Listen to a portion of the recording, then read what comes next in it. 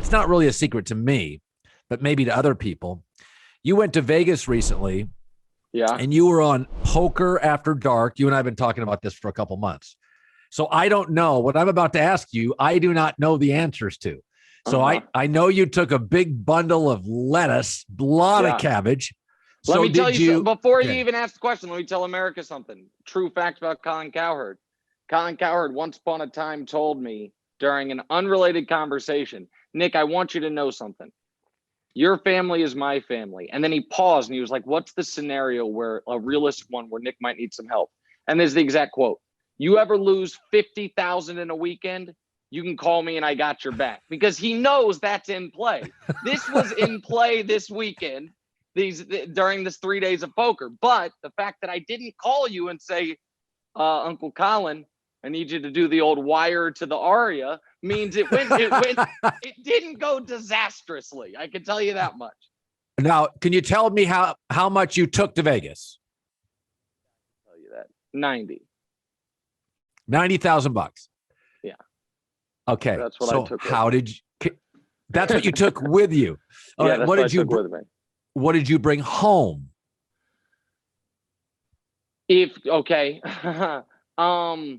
From the poker, so I brought 90 with me for poker. I can say this. Brought home 101. Good poker weekend. Now, there's a lot of other opportunities to gamble in Vegas. Yeah, there are. So here's the thing. So did the full 101 come home with me? No, of course not. Do I now feel like I have carte blanche to stay at the Aria for life? Maybe. Was it like, that's what we call building a relationship. That was me and the Aria getting to know each other. I'll set the context for it. Wednesday and Friday were cash games with $20,000 buy-ins, $50 and $100 blinds, and had some, Bruce Buffer was in a game.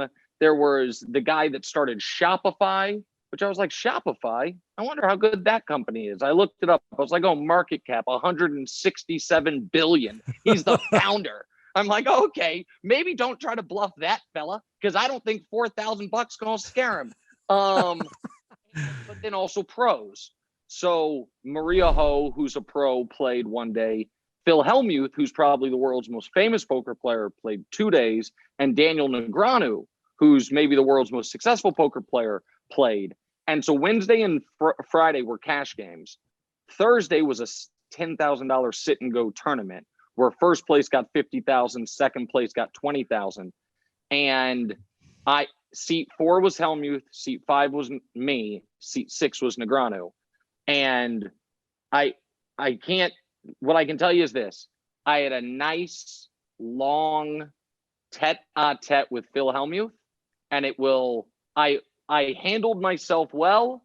And Wednesday, Colin, I played, and I can say this because I don't know what order they're going to air. Wednesday, I played the worst poker of my life.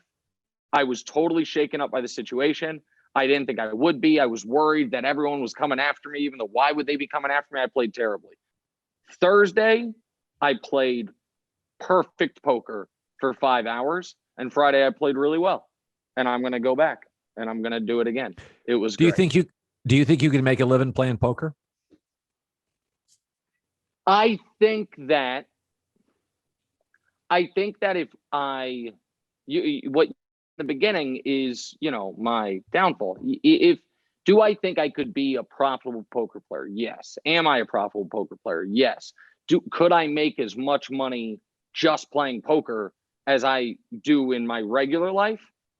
I would have to.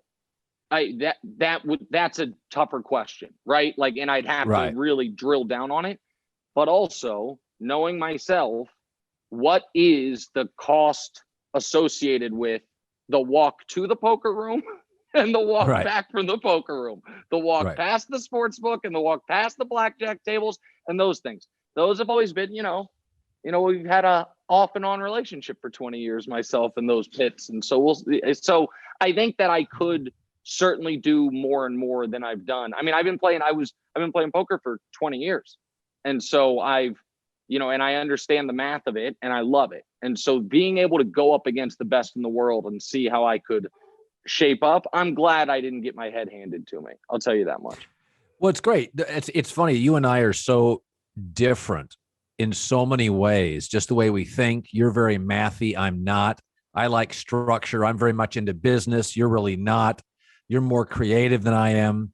But in a weird way, I live through you. You're like a mobster. You live the life I wish I had the courage to do, which is go sit, play poker, hundreds of thousands of dollars, roll the dice. It's like I watched Tony Soprano, I think, beyond clipping guys. What a life. Yeah. You take that part out. Here's the thing. I think that's why mobster movies will always be successful and people will always like them, is even though there's a part of your brain that is like, these are totally amoral, awful people, there is a part of the lifestyle that seems so alluring. No matter your level of success or wealth or anything in a regular structured life, just the bands of cash and the I will do what I want when I want, that type of thing. There is part of, at least, I shouldn't say for everyone, but at least for me, and it sounds like for you, that always has been attractive to. And then, and so that's why for as long as there's been cinema, people have enjoyed watching those movies. Yeah, but you're not Uncut Gems, Adam Sandler intense. No, I'm not. This is where, and you and I have talked about this somewhat on the air, but a lot off the air. This is where I am very, very thankful that I have my rock of my home, of my wife and kids, because I do think that if not for the responsibility, accountability, and the things that come with being a father and a husband, that I'm always, I'd be far closer to the edge of saying, you know what, let's take a big shot, like a bigger shot than is responsible. The shot I took this weekend, I don't want folks to get confused. I ain't got nothing close to the Colin Cowherd money. It would have hurt if I'd have come home with zero. That would have been that's a long plane ride. That's a 26-hour, 5-hour flight back from Vegas. So it would have hurt, but it wouldn't have been like, well, I'm ruined. And so, I stay within the bounds. But yeah, I'm probably a little closer to Sandler and Uncut Gems than you are, but I'm not. But I'm not. Nobody goes full Sandler. You don't want to do that. No, I mean, I've said I have the ability to twice a year bet $5,000 on a game, and that's it. And I'm totally happy. I bet on Clemson over Ohio State, and I bet a ton on Green Bay at Houston last year after they were humiliated. And the line was only 4 the following week. And I'm like, no, they're going to dust Houston. And I was okay doing that. I was okay betting $5,000 that the Cleveland Browns will win more than 9.5 games on the over. Hold on, for the record, sorry to interrupt you in your podcast. That is what we in the business call an emotional hedge, which was, you knew deep down there was part of you that was going to be sad if Baker won 10 games. So at least you could be happy with the 5,000. So that's an emotional hedge. But do you ever bet emotionally? You ever have emotional hedges? Oh, I do the opposite of the opposite of the emotional hedge is the maximum pleasure, maximum pain. And that is, and I can give you I have in this calendar year of sports, I have 2 perfect examples of it working out amazingly and working out terribly. All year long, I was as anti last basketball season Clippers as anyone could possibly be. And I said all year long, they are not going to make the conference finals. And before Nuggets Clippers, I bet on the Nuggets. And when they were down 3-1, I bet on the Nuggets more. And they at like 32-1. And they came all the way roaring back and won the series. That plus I, of course, had a future on LeBron and the Lakers. So that was like perfect for me. The opposite of that is what happened in the damn Super Bowl, which you will never let me forget. All year long, I am talking about how Brady is cooked. And I'm from Kansas City. I'm a Chiefs fan. I have a ton of Chiefs futures out there. So going into the Super Bowl, I already had a massive swing just from my Chiefs futures already. My like a career bet as far as me being right or wrong on Brady. And so a wise man, a smart man would do nothing for the Super Bowl. A wise man would bet a sizable amount on Tampa plus the 3.5, hope the Chiefs win by 3, and you win the board. An idiot would just hammer the Chiefs minus 3.5 and just have it just be the worst everything. I'm sad. It costs me money. That is so the emotional hedge or hedging in general. You got it. So like I'll go to blackjack quickly, and we don't have to do the whole thing on gambling if you don't want. But it's some people in blackjack like a 12 against a 2. The book says to hit that, but it's like 51-49. It's very close. And if I'm ever playing at a table and someone says, "What should I do on that?" I tell them, listen, you're supposed to hit, but it doesn't really matter. But just do the same thing. Whatever it is, be consistent. Decide this whole blackjack run, I'm either staying on a 12 against a 2 or I'm hitting a 12 against a 2. Don't go back and forth. Like I made a life decision a decade ago that I don't hedge bets. That if I bet the Chiefs before the year at 6-1 to win the Super Bowl, and I can hedge that bet and lock in a profit of the equivalent of 4-1, I'm not doing it. I won't hedge bets. Now, a lot of people say, Nick, that's really dumb. And I say, you're probably right, but I've made the choice. And I just feel like the moment I hedge is the moment that I'm not supposed to. It's going to come around the other way, so I won't do it. So I hedge everything. Yep. So my whole life I have hedged everything. And I do believe, so I think there's probably a psychology in my childhood why I hedge. I hedge on everything. You don't. So if I said, be a psychologist, Sigmund Freud for 3 minutes, why don't you hedge? Oh, because part of what I'm looking for is the emotional pull that comes from the swings, and hedging eliminates both sides of it. So part of this is finances and trying to outsmart the line, or in poker, outsmart competition, like ego boost or whatever.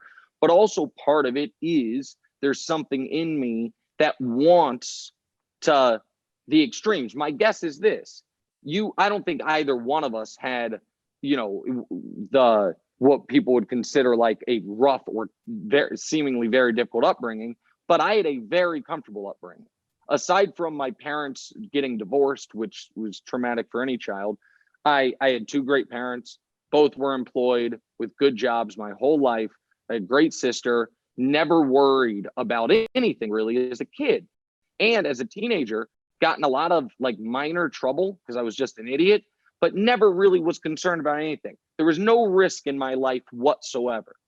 So my guess is the Sigmund Freud is I have found a way to add that for some reason I needed it, which is probably unhealthy. And I found a way to add that risk to my life because it's always been so safe for me. You know what I mean? Coming up the way I did. So my guess is that's the answer. Yeah. And mine is the opposite, which I grew up in chaos with multiple divorces and thought I was going to be broke for life. So I don't want pain. And so I hedge every bet. I don't want chaos. I don't want broke, because I dealt with that my whole life. I've thought about this. I hedge every bet. So I'm actually I think I'm a really smart businessman for a broadcaster, is that I've done really well. I've hedged all my bets. I'll never go low. I'll probably never hit the lottery, but some would argue I've hit that as a broadcaster. But I'm a bet hedger. I always, if I bet big, I look to bet against my bet later in the week to hedge it. Right. So in your businesses, you have like diversified your businesses enough that's a natural hedge. Like you have a natural hedge even within broadcasting by the ability to now tangibly do at the highest levels, television, radio, and digital. That's the ultimate hedge against everything. Is like, as long as content creation is a thing, the delivery mechanism almost is you're impervious to the swings of it. And so that's, and so that's I think you're right that whatever it is that, wires us from a young age sets us on those paths. And mine is one that is more, and this is me at my most seemingly risk averse, because what I don't allow is my own, the fact that I haven't gotten therapy for whatever is wrong with me. I'm not going to allow that to have a negative impact on what my wife and kids can do. So as long as, like, you know what I mean, all of that stuff is always taken care of. That's kind of my hedge, is like, I'll make sure that all of this is filled up and taken care of. And then the rest is my own kind of personal freedom on it.